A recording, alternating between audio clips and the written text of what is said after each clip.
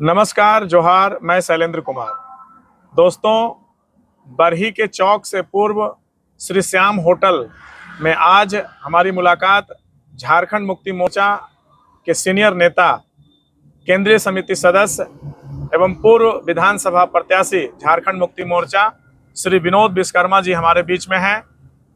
मैं एक बार इनको जोरदार स्वागत के साथ इनसे आज सरकार में चल रही योजना एवं सरकार के कार्यों से संबंधित एवं स्थानीय समस्याओं से संबंधित कुछ बातें करूंगा।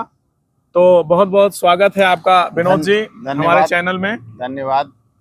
तो सर, आपको, आपके तमाम टीम को हमारी ओर से बहुत बहुत धन्यवाद जी।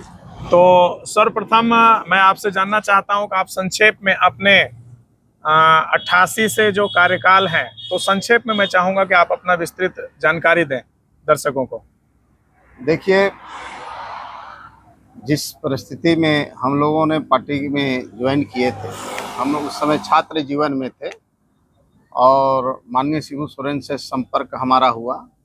उन्होंने कहा कि बेटा कितना हो पढ़ लिख लोगे, समझे ना, लेकिन इस क्षेत्र में आपको माने रोजगार नहीं प्राप्त हो पाएगा, इसलिए कि सारा चीज़ चाहे विकास का हो चाहे नौकरी का हो, सारा चीज़ जो है बिहार चला जाता है और इस क्षेत्र के लोगों को कुछ हासिल नहीं होता है। अगर हासिल करना है तो अलग राज्य लेना पड़ेगा, तभी आपका क्षेत्र का भी विकास होगा, आप सभी लोगों का सम्मान मिलेगा और आप लोगों के बाल बच्चों का नौकरी चाकरी में जगह मिलेगा। इन सारी बातों को सुनने के बाद जो है सो हम लोगों में एक जुनून पैदा हुआ कि अलग राज्य लिए बगैर हम लोग चैन से नहीं रहेंगे, और हम लोग उसमें कूद पड़े छात्र जीवन से ही। और काफ़ी इस आंदोलन में बरही की धरती से लेकर के हजारीबाग, उस समय कोडरमा जिला भी नहीं बना था, चतरा जिला भी नहीं बना था, रामगढ़ जिला भी नहीं बना था, पूरे क्षेत्र का ऑर्गेनाइज हम कर रहे थे छात्र का। उसके बाद जो है सो हम लोग कई एक बार रांची मुख्यालय, पटना के गांधी मैदान में जाके आंदोलन किए, संघर्ष किए, वहाँ भी लाठी खाए हम लोगों। फिर हम लोग दिल्ली के जंतर मंतर से लेकर के राष्ट्रपति भवन तक। चलिए, कहने का मतलब है कि संघर्ष आप लोगों ने निश्चित रूप से लड़ करके झारखंड को अलग किया जी। और आज स्थिति ये है कि ये तीसरा टर्म झारखंड मुक्ति मोर्चा का सरकार हमारे पास में है। और ये सरकार, मैं जानना चाहूंगा आपसे कि अभी जो वर्तमान में मैया सम्मान योजना है जी, इसको आप किस तरह से देख रहे हैं? क्या ये चुनावी स्टंट है या वाकई में कुछ लोगों को देना है?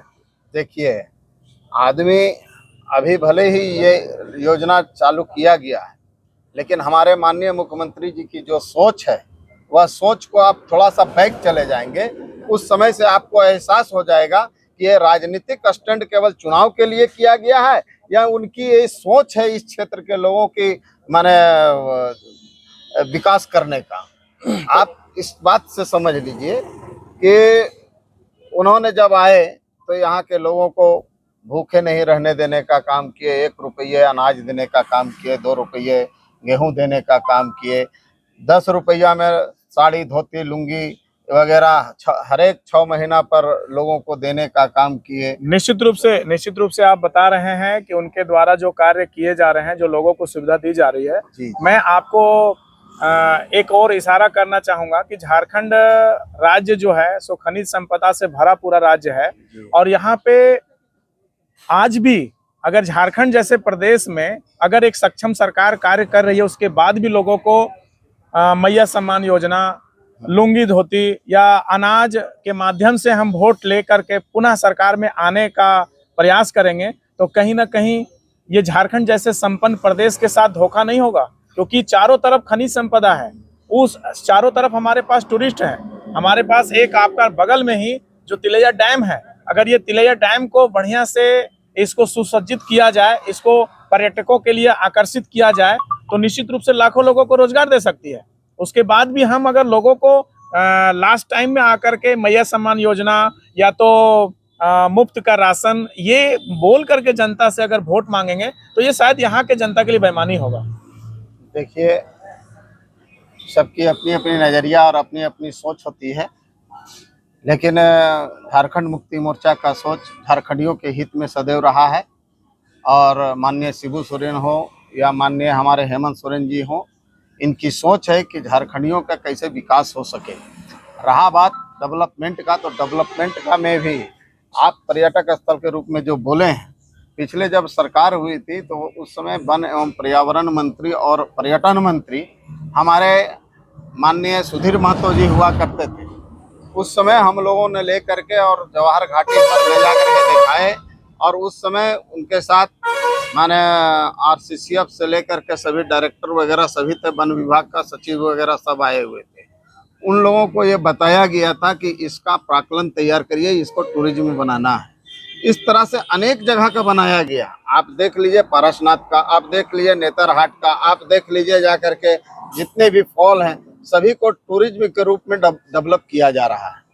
रहा बात यहाँ का, तो यहाँ का हमारे जनप्रतिनिधि जो हुए वो सही तरीके से इसका माने के उठाए नहीं बातों को, जिसके कारण हमारा बड़ी विधानसभा अभी पर्यटन के क्षेत्र में अछूता है। तो आप कहना चाह रहे हैं कि उमाशंकर अकेला जी जो हैं वो इस क्षेत्र पर विशेष ध्यान नहीं दे रहे हैं, जिसके कारण से यहाँ टूरिज्म पे कोई कार्य नहीं हो रहा है। ध्यान दे रहे हैं, लेकिन जिस तरह से उनको डेवलपमेंट के लिए लगना चाहिए, जो उनके पास विजन होना चाहिए, वो विजन की कमी है उनके पास। चलिए, निश्चित रूप से आपने अपने ही गठबंधन दल के एक नेता के बारे में भी कहा कि वो जिस हिसाब से तत्परता से लगना चाहिए वो उस हिसाब से नहीं लगे हुए हैं। तो मैं आपसे आगे जानना चाहता हूं कि हमारा प्रदेश जितने भी खनिज संपदाएं हैं उसमें लीगल वर्क से अधिक, कई गुना अधिक मात्रा में इलीगल वर्क चारों तरफ, चाहे कोडरमा हो, गिरिडीह हो, धनबाद हो, बोकारो हो, जमशेदपुर हो, हजारीबाग हो, या चाईबासा हो, दुमका हो, चतरा हो, लोहरदगा हो, सभी जगह आज लीगल प्रोसेस में लीज को आवंटित नहीं किया जा रहा है, लेकिन इनलीगल माध्यम से ये खनिज संपदा का दोहन जारी है। तो उसको रोकने के लिए आपकी सरकार ने क्या कार्य किए? देखिए, जहां तक आप लोग को जानकारी होगा कि ये खनिज संपदा जो है वह केंद्र सरकार का चीज होता है और स्टेट गवर्नमेंट को मात्र उसकी रॉयल्टी मिलती थी, जो रॉयल्टी पिछले लगभग 10-12 साल से वह ब्रेक था। आज 1,36,000 रुपया जो है वह रॉयल्टी का पैसा बकाया रहने के कारण आज क्षेत्र का विकास जो है सो रुक गया है। और वह रोकने वाला केंद्र सरकार है। केंद्र सरकार अगर 1,36,000 रुपया आज हमारे पास दिया रहता तो अनेक तरह के कल कारखानों को डेवलप किया जा सकता था, यहाँ के बेरोजगार नौजवानों को रोजगार दिया जा सकता था, परंतु वो देने का काम नहीं किए। अभी आप जानते होंगे कि सुप्रीम कोर्ट का एक आदेश आया है 1 सप्ताह पहले कि झारखंड सरकार का जो है सो 1,36,000 शीघ्र लौटाया जाए। तो अब जो है जब आएगा तो वैसी स्थिति में अब क्षेत्र का विकास होगा। जो चलिए, एक तो निश्चित रूप से आपने केंद्र सरकार का जो बकाया राशि है उसके ऊपर इंगित किया, और मैं आपसे जानना चाहता हूं कि कहीं अन्य राज्यों की तरह आपका राज्य भी परिवारवाद के इर्द गिर्द तो नहीं घूम रहा है, क्योंकि पार्टी के वरिष्ठ नेता माननीय चंपई सोरेन, पूर्व मुख्यमंत्री झारखंड, वो पार्टी से नाराज चल रहे हैं और कहीं ना कहीं वो पार्टी छोड़ने का पूरा मन बना लिए हैं। तो इसको आप किस तरह से देखते हैं कि झारखंड के वरिष्ठतम नेता में से एक चंपई सोरेन अगर पार्टी को छोड़ करके जाते हैं तो कहीं ना कहीं झारखंड मुक्ति मोर्चा के साख पर भी एक धब्बा है कि उनके जैसा नेतृत्व को नहीं रोक पाया अपने पास? क्या कारण रहा? देखिए, यह मामला तो चंपई सोरेन जो है वो हमारे वरिष्ठ साथी हैं। इस पर हम तो किसी तरह का कमेंट नहीं करेंगे, लेकिन इतना जरूर बोलेंगे कि झारखंड मुक्ति मोर्चा उनको पहचान दिया है और वह पहचान को वह मिटाने के लिए कहीं नहीं जाएंगे।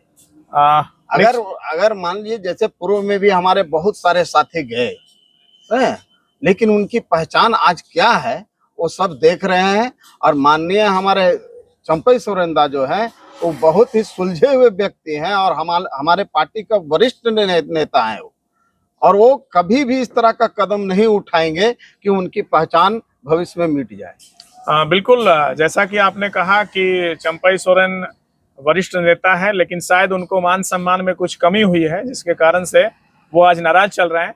चलिए, आगे मैं जानना चाहता हूं कि आप बरही क्षेत्र में अपनी सरकार से क्या डिमांड रखना चाह रहे थे, जो आप केंद्रीय समिति होने के बावजूद भी बरही जैसे क्षेत्र को, जहां पे हिंदुस्तान में कहीं भी जाने का साधन उपलब्ध है, और ऐसे विशेष स्थान में जहां पे व्यापार के दृष्टिकोण से भी काफी विशेष स्थान है, आप क्या चाहते हैं अपनी सरकार से? किस प्रकार का डिमांड रख रहे थे जो पूरा नहीं हुआ, और आप चूंकि यहाँ के प्रत्याशी भी हैं तो आप उसको पूरा करेंगे? देखिए, हम लोग तो बहुत सारे डेवलपमेंट पर हम लोग यहाँ पर काम किए। दर्जनों गांवों में रोड देने का काम किए हम लोग, दर्जनों गांवों में बिजली देने का काम किए, दर्जनों गांवों में आहार का मरम्मती का कार्य करवाए।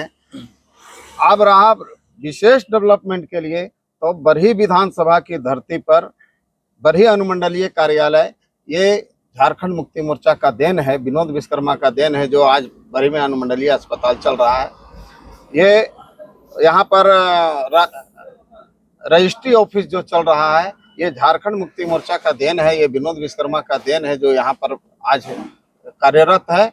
यहाँ पर ITI जो चल रहा है, ये विनोद विश्वकर्मा का देन है जो यहाँ ITI लाया है। ये तीनों प्रमुख संस्थानों का आप उठा करके देख लें कि इसकी शिलान्यास कब हुई। शिलान्यास जब माननीय शिबू सोरेन मुख्यमंत्री थे, उस समय इन तीनों प्रमुख संस्थानों का हमने शिलान्यास करवाया था, और उद्घाटन जब माननीय मुख्यमंत्री हेमंत सोरेन जी जब यहाँ पर बने थे 2013-14 में, तो उस समय इसका उद्घाटन करवाए थे। तो इस तरह का डेवलपमेंट काम किए हैं। हम लोगों का मांग था एक डिग्री कॉलेज का, जो डिग्री कॉलेज भी आ चुका है, आप जैसा कि जानते होंगे। अभी हम लोगों का है यहाँ महिला कॉलेज का और पॉलिटेक्निक कॉलेज का, यहाँ पर हम लोग मांग किए हैं। साथ ही साथ हम लोग एक माने मेडिकल कॉलेज का भी यहाँ डिमांड कर रहे हैं, क्योंकि यहाँ अनेक सारी फैक्ट्रियां हैं, अनेक सारे फैक्ट्रियां में बहुत सारे मजदूर हैं, आए दिन झुलसने का काम कर रहा है। तो जो आपका डिमांड है, सो क्या लगता है कि इसी कार्यकाल में शिलान्यास कुछ और होगा? जैसा कि आपने गिनती गिनवाया है, तो डिग्री मेडिकल कॉलेज या बाकी अन्य महिला कॉलेज या बाकी अन्य जो कॉलेज का जो आपने डिमांड किया है, तो इसी सरकार में हो जाएगा, या इसके लिए अगले चुनाव में आप जा करके जनता का इस माध्यम से वोट पाने के लिए आप रख रहे हैं बातों को? देखिए, पॉलिटेक्निक कॉलेज और महिला कॉलेज का हमने अपने लेटर पैड के माध्यम से डिमांड रखा, और उसको प्रोसेस में ला करके उच्च शिक्षा तकनीक जो सचिव हैं उनके पास तक चला गया, जिसका मेरे पास प्रमाण है। और अब तो समय नहीं रहा, जो सच्चाई है जनता को बरगलाने की काम हम लोग नहीं करेंगे, क्योंकि हम लोग यहीं जन्मे हैं और यहीं बढ़े हैं, और यहीं पर हम लोग माने कर्म भूमि जन्मभूमि सब यहीं है। हम लोग यहाँ की जनता को धोखा देने का काम नहीं कर सकते हैं अन्य नेताओं के तरह। हम लोग जो भी है दर्पण के जैसा काम करेंगे। हमारे पास प्रमाण है कि यहाँ महिला कॉलेज और पॉलिटेक्निक कॉलेज निश्चित रूप से आने वाला दिन में हम लोग खुलवाने का काम करेंगे। चलिए, संक्षेप में अंत में मैं चाहूंगा कि आप चूंकि यहाँ पे अपने पार्टी से दावेदार भी हैं, तो क्या इस बार गठबंधन रहेगा या गठबंधन टूटेगा? देखिए, गठबंधन तो रहेगा या टूटेगा, ये हमारे सुप्रीमो पर निर्भर करता है। लेकिन हम लोग 81 विधानसभा में हम लोग तैयारी कर रहे हैं सुप्रीमो के आदेशानुसार कि सभी विधानसभा में हम लोग का पुरजोर माने कि शक्ति लगाए हुए हैं कि हर हाल में हम लोग 81 सीट पर मजबूती से आने वाला विधानसभा चुनाव में जीतने का काम करें। चलिए, बहुत बहुत धन्यवाद। हमारे साथ आज विशेष बैठक में विनोद विश्वकर्मा जी, झारखंड मुक्ति मोर्चा केंद्रीय समिति सदस्य, उपस्थित हुए और बेबाकी से अपनी बातों को रखा। निश्चित रूप से कुछ बातों पे आप सहमत होंगे और कुछ बातों पे असहमत। तो मैं जानना चाहता हूं कमेंट बॉक्स में कि आप किन किन बातों से सहमत हैं और किन किन बातों से असहमत हैं। आप जरूर से जरूर कमेंट बॉक्स में अपनी राय दीजिएगा। इसी के साथ फिर मुलाकात होगी किसी विशेष पर्सनालिटी के साथ। तब तक के लिए जोहार, धन्यवाद।